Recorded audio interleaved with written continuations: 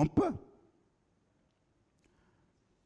présumer que si les enquêteurs ont rencontré quelques victimes, des parents des victimes, des témoins, triés sur le volet par les ONG et les partis politiques, avec qui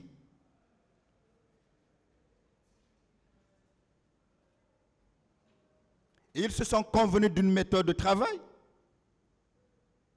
Ces rencontres ont eu lieu ou bien dans leur hôtel ou au siège de ces ONG ou de ces partis politiques. Ce sont les trois choses.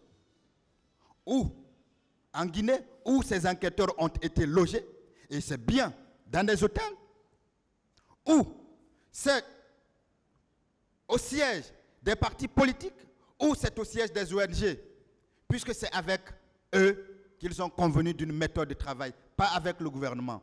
On ne peut donc pas comprendre que le gouvernement guinéen, qui n'a pas été associé à la méthode de travail, soit celui-là qui laisse un espace pour le travail.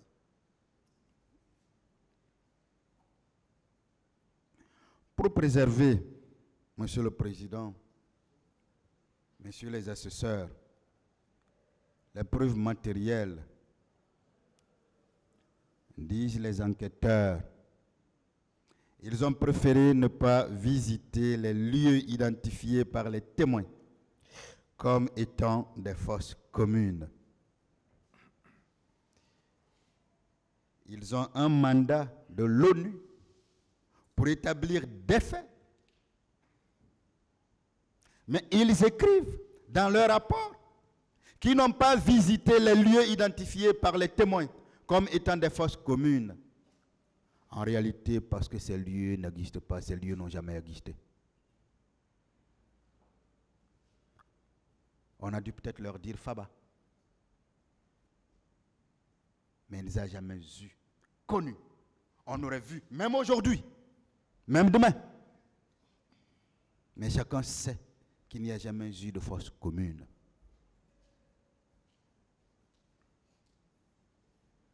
Chacun sait. Et les enquêteurs eux-mêmes, dont le mandat couvrait ce pan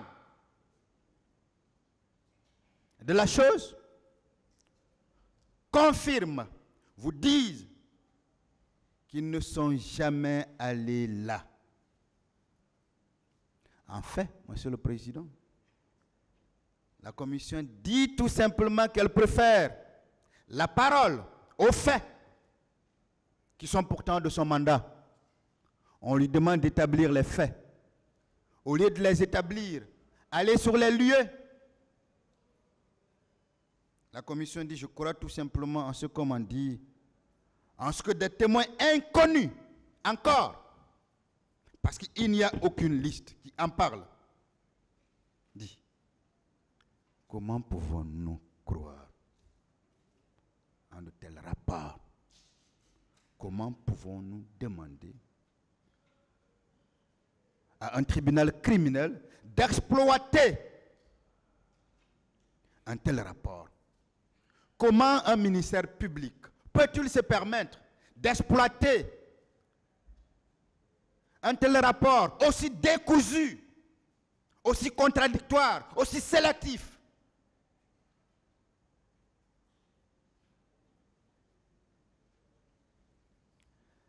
La Commission prétend, Monsieur le Président, Messieurs les assesseurs, avoir rencontré 687 témoins, victimes et proches des victimes, des ONG qui avaient déjà mené des enquêtes, les membres des forces de l'ordre, les membres du parquet, les membres du barreau, les responsables des cliniques, le personnel des hôpitaux. C'est la Commission qui le dit.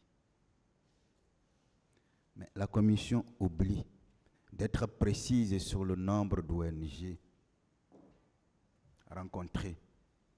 Elle oublie d'être précise sur le nombre de responsables qu'elle a rencontrés. Elle a le même oubli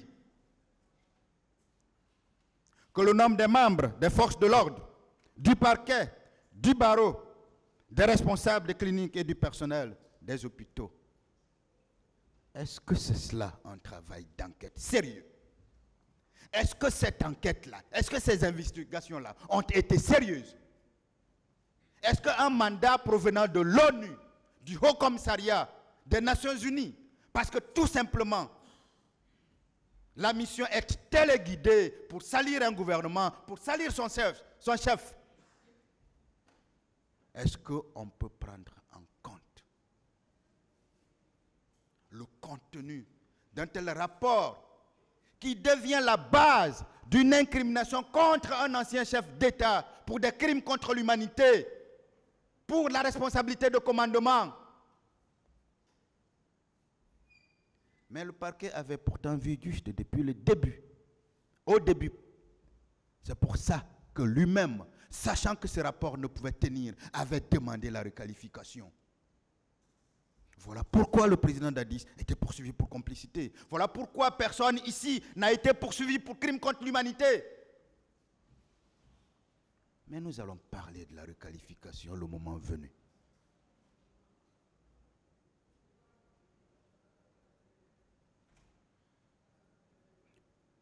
Cette omission, Monsieur le Président, de la commission d'enquête internationale, sur le nombre de personnes physiques rencontrées, n'est pas un oubli. C'est une dissimulation qui cache le caractère hâtif et bâclé des enquêteurs, sur qui reposait pourtant l'intégralité de la preuve. Puisqu'on ne veut pas faire confiance en la commission nationale indépendante de Guinée. Et la seule commission donc, puisqu'il y a eu deux commissions, sur qui devrait reposer l'intégralité de la preuve, c'était bien cette commission d'enquête internationale. Mais qu'a-t-elle fait? Un travail bâclé, un travail hâtif. Et vous le comprendrez tout à l'heure par le nombre de jours effectués en Guinée pour des enquêtes sur des faits aussi sérieux. Vous pensez qu'un tel dossier pouvait tenir à la CPI? Ce serait du no case, comme on le dit là. Le no case, comme on l'a fait en appel dans le procès de Babou. On n'aurait jamais continué. Les juges de la CPI n'auraient jamais continué que sur la base de telles enquêtes bâclées, de telles enquêtes hâtives. On continue à faire perdre du temps et à payer des gens. En fait, Monsieur le Président, Monsieur les juges assesseurs, les enquêteurs ont avalé et validé les constructions orales des ONG. Encore une fois, à peine 10 des partis politiques. Les enquêteurs ont avalé et validé les constructions orales des partis politiques.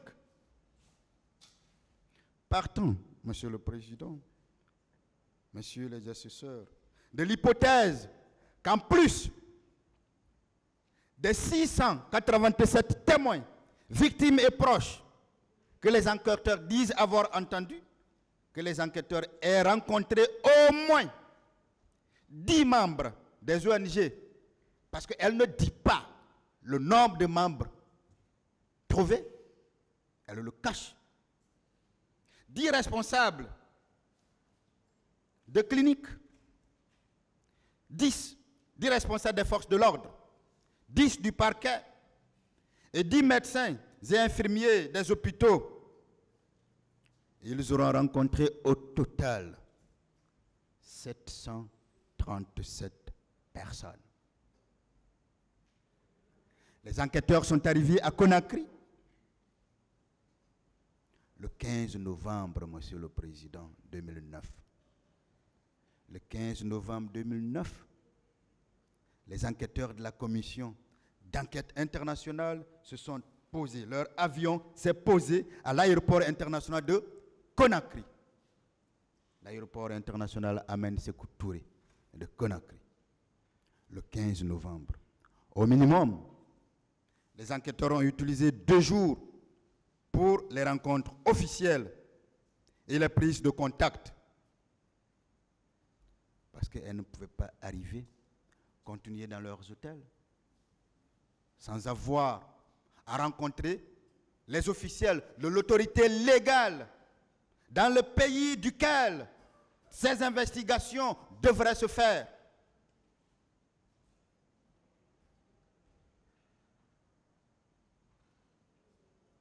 On peut, sans risque de se tromper, présumer que les enquêteurs n'ont pu démarrer les entretiens que le mardi ou le mercredi 18 novembre 2009. Vous pouvez regarder le calendrier, c'est bien ces jours-là. Ayant décidé de ne rendre visite à aucun témoin, à aucune victime et proche, les enquêteurs ont dû recevoir dans leur hôtel ou au siège des ONG ou des partis politiques des personnes qui devraient entendre, dont les paroles étaient peut-être pour eux des évangiles. Si l'on s'en tient, Monsieur le Président, Messieurs les juges assesseurs, à ce que les enquêteurs affirment dans leur rapport, entre le 18 novembre 2009 et le 25 novembre 2009, date de leur arrivée,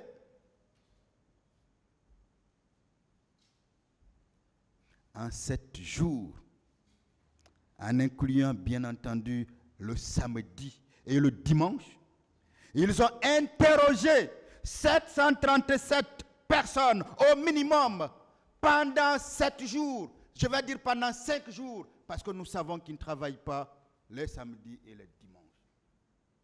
Voilà le caractère hâtif et bâclé de ce rapport. Et il faut qu'on en parle. Ce n'est pas parce que nous nous trouvons devant une juridiction nationale que l'on ne doit pas en parler. Il faut qu'on démonte ces rapports. Parce que ces rapports, c'est le sésame du parquet. Parce que ces rapports, c'est le sésame des parties civiles. Parce que ces rapports ne devraient pas compter. Parce que ces rapports ne doivent pas être pris en compte dans ce procès. Et pour les heures qui viennent, nous allons continuer à le déconstruire jusqu'à la fin de la soirée, pour que plus jamais on parle de ces rapports dans ce dossier. Partant de l'hypothèse qu'au per diem journalier qu'ils ont, une journée de travail commence 7 heures du matin et s'achève à 19 heures, ce n'est pas du tout le cas. Nous le faisons pour aider la commission à trouver de l'espace, à trouver du temps, pour peut-être l'aider à ne pas que l'on comprenne le travail bâclé et hâtif. Avec 2 heures de pause à partir de 12 heures. Si cette hypothèse est retenue pour aider la commission, les enquêteurs ont eu à leur disposition 9 heures par jour et donc 63 heures pour la semaine, en comptant le samedi et le dimanche. Mais si au contraire, les enquêteurs ont utilisé leur fin de semaine à d'autres fins, et c'est bien cela, chacun sait que c'est bien cela, les enquêteurs ont eu 45 heures à leur disposition durant toute la semaine, Monsieur le Président. Dans l'un et l'autre des cas, les enquêteurs n'ont eu matériellement que moins de 5 minutes pour interroger chaque témoin, chaque victime et parent de victime. Pensez-vous possible d'établir des faits qui font partie de votre mandat en écoutant des personnes pour une affaire aussi profonde, aussi importante, en moins de 5 minutes et établir un rapport dans ce sens-là, en moins de 10 minutes et établir un rapport dans ce sens-là?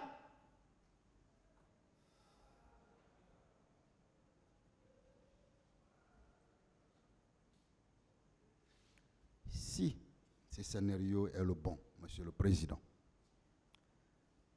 les enquêteurs n'ont quitté l'hôtel que la nuit tombée, n'ont visité ni une clinique. Pourtant, ils ont dit avoir rencontré des médecins cliniciens, ni un hôpital, ni même le stade. Ils viennent pour des enquêtes, des investigations, sous le mandat de l'ONU, à travers le Haut Commissariat des Nations Unies, bardé d'un mandat aussi important, d'établir dans un premier temps des faits. Et ces faits se sont commis au stade. Mais ne partez pas au stade. Ne partez même pas voir le stade. Alors que plus haut, il parle de dissimulation relativement à ce qui s'est passé au stade. Comment voulez-vous croire en des gens qui, au lieu d'établir des faits, gardent plutôt des propos, des paroles, de gens triés par des ONG, par des partis politiques, puisque c'est avec eux qu'ils ont convenu d'une méthode de travail.